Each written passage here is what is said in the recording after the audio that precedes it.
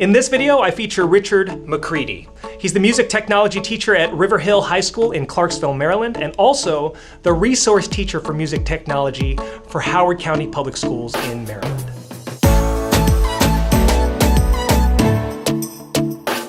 This is Eric Howe. Welcome to Mixed Major Teacher TV. And if you're new here, make sure you subscribe and ring the notification bell because I come out with new videos every 2 weeks on Mondays that will help music teachers learn music technology so they can impact the lives of their students. I had the pleasure of visiting Richard at River Hill High School and meeting his students and seeing just how great his music technology program is and seeing how he is impacting the lives of kids through creative music education. So without further ado, let's get into the interview. Hey everybody, this is Eric Howe, and this is Mixed Major Teacher TV. And right now with me, I have an iconic, I say a pioneering music educator that happens to live right down the street from me in Clarksville, Maryland.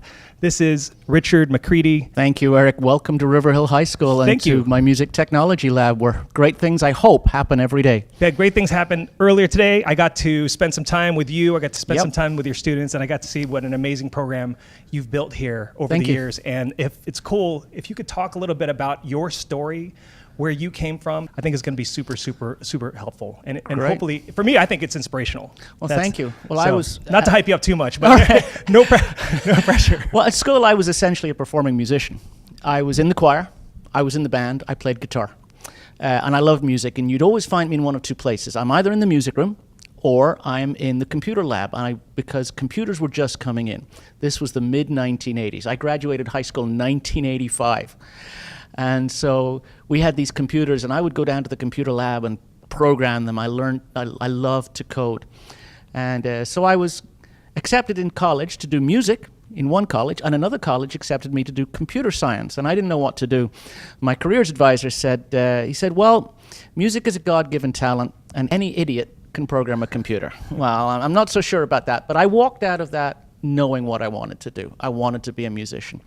So I went to college, music college, and I took every electronic music course I could find. All right, if it was in the course booklet, I made sure I did it. And was that something widely available at that time? No, very small classes with really old school synthesizers and old Yamaha DX sequencers, which you don't see anymore. Mm-hmm. And we programmed using VCS3s in patch cables. Yeah. So really old school stuff. Physical pieces of stuff. Yes, the stuff that you only ever see in Radiohead videos, you know? And then, I bought computer magazines. I read computer magazines. And MIDI was in its infancy. And so I started to actually use MIDI to program the computer. And I would be so thrilled when I could get a Handel Trio sonata in all 3 parts played by the computer in beep commands. I thought it was the greatest thing ever. And so I kept up with my love of technology, and we started to get software sequencers such as Windjammer, and then along came Sony Acid and Super Duper Music Looper, and then GarageBand. And as these things came out, I just kept using them. And at one time I was teaching in a middle school, and I got a grant to buy 5 computers. And I loaded those things up with Sony Acid, and the kids started to play, and they loved it. And then things moved on, and What year was that? That was 97, 98, around then. And then we had a school, which is the school I'm at and we're sitting in right now. They decided they wanted to expand their music options by offering music technology. And so they asked me if I wouldn't mind coming on board to teach music technology. And so I was part of the whole planning with setting up the stations that you see behind me with the keyboards and the pushes and everything. And so gradually we've built it up and built it up and built it up. So that first year, I think we had 1 class with 20 students, and now we have 4 classes, each with 25 students. And I have some students that are doing music tech all 4 years, and I have many that have gone on to become audio engineers, recording engineers. I have one guy who is now working out in LA, and he writes music for an animated TV show. Mm-hmm. So we got a lot of success from the kids that have come through this program and just absolutely love it. But I got kids now in Nashville, New York, Miami, LA, lots of places, just loving making music. That's great, and it's really, it's really an amazing story, and I think that the reason I keep asking what year was it It's just to make me feel old. No, not to make you feel old, but really just to kind of put into perspective how forward-thinking I think you've been throughout the years, right? So you're starting to teach. You said you were starting to learn MIDI and how to use computers to sequence. This is in the 90s. Then did you start teaching it right away, or did you? Yeah, I incorporated it into my teaching as soon as I could. Even when I started teaching, I used to teach 4-track recording, and used to use old Fostex 4-track tape recorders, and that was in the mid-1980s. And I used synthesizers, and I would show kids how to record to a 4-track and all of that good stuff. And then we developed that, and then eventually we would get into 8-track and 16-track recording. I was very lucky in that I had music teachers who were also forward-thinking that had the equipment. So when I was in high school, we had a Juno 6. Which was the greatest thing ever. My music teacher had seen one in a catalog, and he thought, oh, this is a nice machine. It's going to make lots of fun noises. So again, I spent a lot of time just learning how to get farts and whistles out of that thing. And it was, when I went to college, I had music professors who were forward enough thinking to say, let's get equipment in and let the kids use it. And so that's what I do as well, is I get the equipment. And, I may be learning to use it at the same rate as the kids, or I may be a few, steps ahead of them. But we're trying to find stuff which is, what the kids are going to find when they get out of here. Because any educator knows that we don't know what the world is going to look like in 4 years when our 9th graders suddenly graduate. So we have to always think into the future. What's the world going to be like for them? And I find that with music technology, we're always trying to push things forward and say, where do these kids want to be in 4 years? Not where do I want them to be now? It's very well said. Very well said. So, before you had come to River Hill, you had already set up the music tech program at what was the name of the middle school again? It was Mayfield Woods Middle School. And then at what point did you start expanding? Because you've done this through the entire district, right? Yes, I came on board here in 2007. And what started to happen was the other high schools in the district started to say, hey, why does one school have this and the rest of us don't? So we decided, well, let's expand it. So that is awesome. That's really, really great. So what we were able to do is put a 20-station lab in every high school.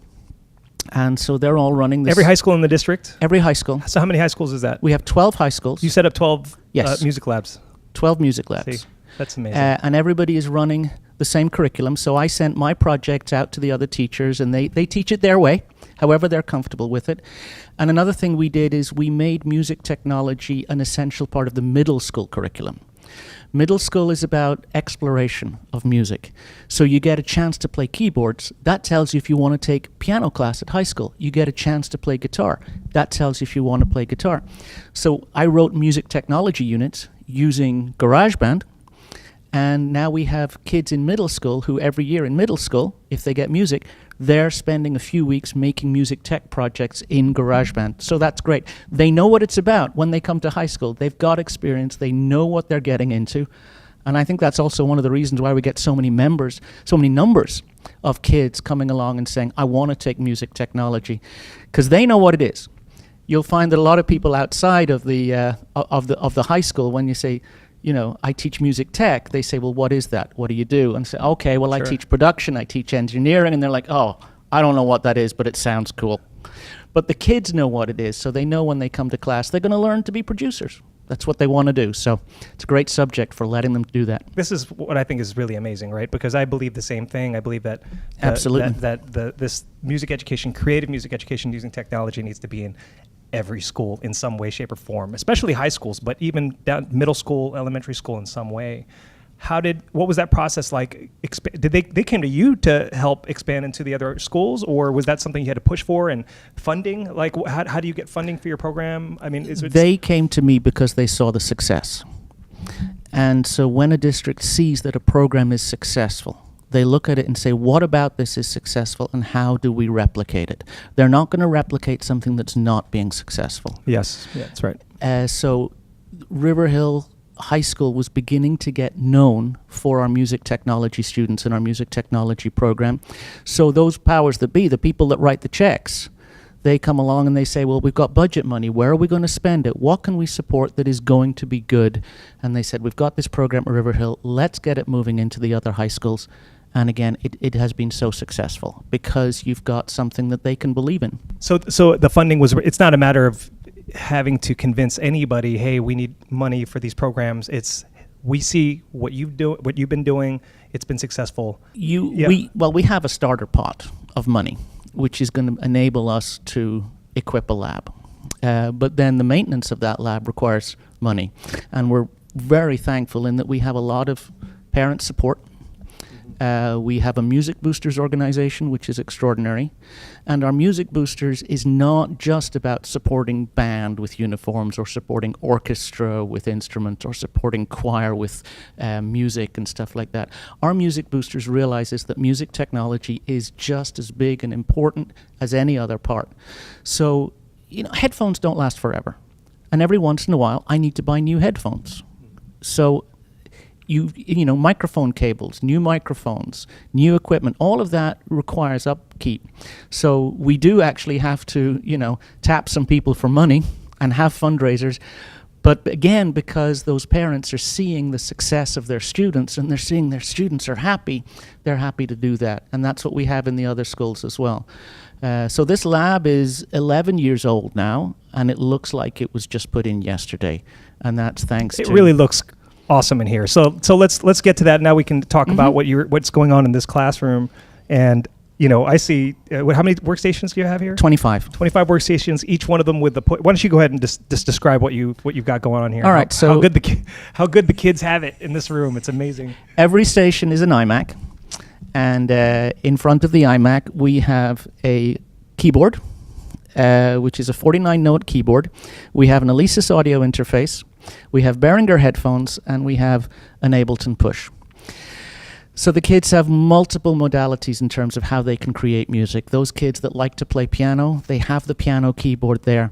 Those kids that I teach that want to get into Push, and I regard Push as a multimodal instrument. Can I pull one up? Absolutely. Cool? And I'll hold it up. You could talk about it. So you have basically an 8x8 grid of pads, and these pads can be used to trigger drum sounds. Or they can be used to create scales. You can fill the whole thing with scales, that notes that then you can play on any software instrument inside Ableton. You've got turn pots on the top. You've got all sorts of extra buttons like play buttons and record buttons, which allow you to get away from the QWERTY keyboard and away from the mouse. In actual fact, it becomes an instrument that you can perform with live, or you can record with, or you can create music, you can compose. It's so multimodal. There's also a mode where you can set up scenes and you can trigger clips just by hitting the pads. The kids love the immediacy of hitting something which feels good and then feeling a result. Something triggers, a note happens. And they love to create melodies on the instrument. It makes more sense. I've always seen that the traditional piano keyboard is a little bit backward for what we want in music technology, but I understand that it was the big keyboard manufacturers that made MIDI, so they were going to make it look like, like their own instrument. But what Ableton has done with Push, and what Novation is doing with Launchpads as well, and what Akai is doing with MPCs, is making these things where it's so immediate for the kids to have a touch surface that will create music. So it's really wonderful. The kids just love these, and they love making music, and they're so excited when they come into the room. And of course, it lights up in colors as well, because that's very important. They do like the lights. They love the lights. Let everybody know, is this something that's truly necessary to be involved in music technology, to start learning music technology and start creating? Do they need something that's this involved and expensive? No, not at all. There are so many easy ways to get into music technology.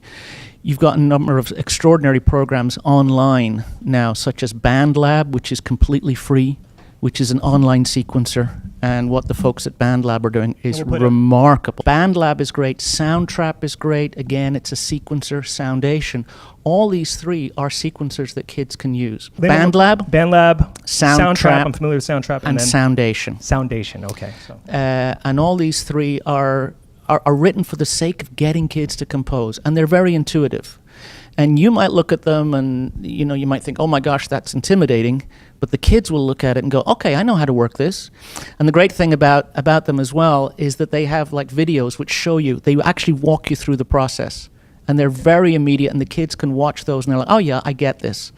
And I know that all those companies that produce those products, Bandlab, Soundation, and Soundtrap, are very devoted to getting technology into kids' hands so they can create. Those three are multi-platform as well, meaning that you could use them on Windows or Mac? Yes, they are. Chromebook as well? I know Soundtrap you can use on Chromebook, but I don't know about I the other believe so. I believe they're all Chromebook, and they also have iPad versions as well, so you can use them on your iPad. GarageBand has a wonderful iOS version, which I think is like $5 or something ridiculous. Yeah, What can you buy for $5 these days? Yeah. You can buy GarageBand. Because you can make an entire song on this. Yeah, and you really can. It's harder, but you can do it. And every student in my class is walking around with a computer in their pocket. Exactly. And we see these so much. Even down in middle schools now, we've got a lot of kids with cell phones, principally because it's a great way to communicate with your kids. So, we're both parents and we know how valuable it is. We're sending your kid off to school. Well, if I need to contact you, got a phone. But that means that the kids are walking around with an entire computer in their pocket. Mm-hmm. And there's so many great ways that they can use that to make music. And why not? It's there. Go ahead and use it. And the kids love it. So you have Music Tech 1, Music Tech 2, all the way through Music Tech 4, year-long curriculum here. Yes. And could you just talk a little bit about how the process works and how you work with the students and what your teaching process is? So there are no prerequisites for music technology. You don't have to play an instrument. You don't have to take a theory exam or an oral exam. You just have to have a smile on your face. And when kids are in music, they have a smile on their face. They come in, they say, is this the place where we get to make beats? I say, yeah. And they're like, really? Yes, this is where you get to make beats. Or, is this where I get to make a mixtape? Yes, this is where you get to make a mixtape. They just love that. So it's all about creation. Back when I started teaching, I had a colleague who was my head of department. And on the first day of school, I said, Angela, what's the curriculum? What do you want me to teach the kids? And she said, I don't care, just keep them happy and creative. And that's what I've done ever since. And I've realized that when they're happy, they're creative, and when they're creative, they're happy. So I teach... Wise words, I like that. Yeah. It works. I'm going to steal that. You can steal it. So what I do is I explore areas of audio engineering, music theory, all those things that we might probably think is in the textbook, but I explore them through the hands-on making of music on the computer. So we experiment with shaping sound. We experiment with creating melodies in different modes. We experience time signatures through creating beats. We experience all music making essentials through actually sitting and just doing it on the computer and having fun doing it. And then they produce something which they're very, very proud of. But I can demonstrate through that student has learned about what melody is, what harmony is. They've learned about what rhythm is. They've learned about timbre through EQ and through compression. And we can take anything that is in your standard music curriculum and it applies to music technology when we realize that the computer is the instrument. This is the instrument that the kids have chosen to play. This is the mode that they want to learn music through. We know music's an incredible thing. And so getting the kids creating music is the key to it. And all the way they're learning, I really actually borrowed my philosophy from art teachers. I noticed that art teachers teach various mediums such as painting, clay, photography, through creation. All the time, they are working through making stuff. 300 years ago, they taught art by copying the great masters. They'd put a Rembrandt, and you'd have to copy it. And then they would grade you according to how well you copied the Rembrandt, and they thought that was great art teaching. That's completely changed. Sometimes I think, are we still doing that in music education? We play a piece of, Mozart or something, and are we grading them on how close it was to the recording, or are we allowing kids to be creative? So I think art as a subject is decades ahead of where we are, and I just want to catch up. The key word is creativity, right? And sometimes the word creativity can be misinterpreted where, unless you're actually making something that didn't exist before. Yes. Is it really creative, right? So in this room and what you're doing with kids it's truly creative, right? It's truly creative, and it's also tapping into the child's identity. Teenagers want Yes, to yeah. find their identity. This is so important. You know, when we were all in middle school, we all listened to the same records. Everybody listened to the same thing. You know, it was whatever top 40 was, and everybody listened to it. When you get to high school, their tastes all change. They suddenly all start to listen to different stuff. They're finding their identity. You see that in the clothes they wear. You see it in their hairstyles. It's there in music as well. What we want to do is find their identity through the music they're creating. We show them the tools and say, this is how you can express yourself through the identity of music. And the children, the students, are so happy to find, oh, I can write a piece of music which means something to me. It expresses my emotion, expresses the way I am. It has something in common with the music which I love to listen to. And so the identity, which teenagers are looking for, but they're not always willing to express on the outside. It's a lot on the inside as well, because they're still unsure about that. You give them a safe space with music to compose, and they will be able to create. It's a wonderful thing to see that. So I think the identity of the student is central to everything. The music they listen to, how can we relate it to who you are? The music you create, how does that relate to who you are? The music you perform, how does that relate to who you are? And that keeps the students, as I said, happy and creative. That's so powerful and that's something I had never really thought of in those terms, because then your creativity, you're giving them the means of being creative to help them with their identity. That's very powerful stuff, because then you're talking about really impacting having a lifelong impact on all the kids you teach. It's when they come in, it's like, do I get to make my own beat? It's not, do I get to make somebody else's beat? They want to make their own stuff. Humans are naturally creative and inquisitive people. Look at a child playing with a toy for the first time. And if that's a musical toy, even better. Look at how they will play with it, take a xylophone and start making noises and stuff like that. And the last thing you want to do when a child is in that mode of just exploration is come to them and say, oh, let me teach you how to play it properly, or let me teach you how to play this tune. You don't want to do that. You're spoiling the creativity. And I think that's the same in music technology at a different stage of their lives, that they want to create, they want to explore. By creating and exploring, they will learn. They'll make mistakes. They'll want to do things better. But rather than tell them, you're going to make a mistake, let it happen. How do we get from there? How do we get to the next stage? And it just makes the learning even more powerful. That's great. Well, thank you so much, Richard. You are so welcome, Eric. Once again, this is Richard McCready. What are the best ways to reach you? Yes, you can find me on Twitter, RAMCCREADY. That's my Twitter name, R.A. McCready. So that's a great way to get in touch with me. Just follow me, send me a direct message. If you've got any questions, just send it through Twitter, and I'm sure that'll get to me. That's how we connected with Eric. Twitter is amazing. So you can reach Richard on Twitter. Once again, this is Mixed Major Teacher TV. I hope you guys got some value out of this video. Please make sure in the comments, let us know what you thought. Say hi to myself, say hi to Richard. And again, if you have any questions, feel free to ask, because we're here to help and here to be a free resource for music educators that want to learn music technology and bring that creativity to kids. Absolutely. That's what we both live for. So please keep the questions coming, and make sure you subscribe to Eric's channel and ring that bell. Thank you very much, Richard. Pleasure having you. It's a joy. All right, great. Thank you, everybody. We'll see you next time on Teacher TV.